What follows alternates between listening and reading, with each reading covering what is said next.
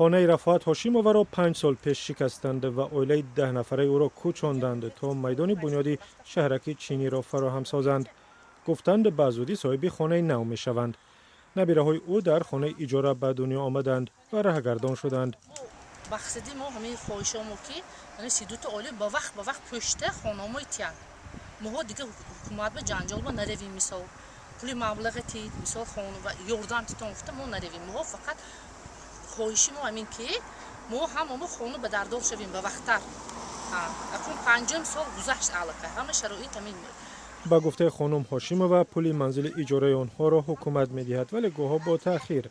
شرکت چینی حسن‌آرا سال 2015 در اینجا 32 خانه را ویران کرد تا شهرک چینی را بنیاد کند ولی از اجرای طرح دست کشید. حالا با گذشت 5 سال رئیس شهر خوجند اعلام کرد که برای این 32 عائله خانه می‌سازد. شرکت حسن‌آرا که صاحب ملک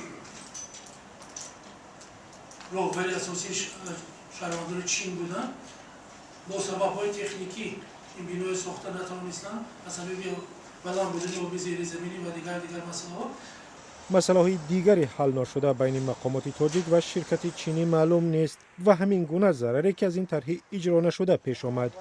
جانب چین نظر خود را تا حال بیان نکرده است. حالا در محله 18 شهر خوجند ساختمان بینایی بسیار آشیانه ادامه دارد. در نظر است که ساکنان بی خانه مانده را از همین جا منزل بدهند.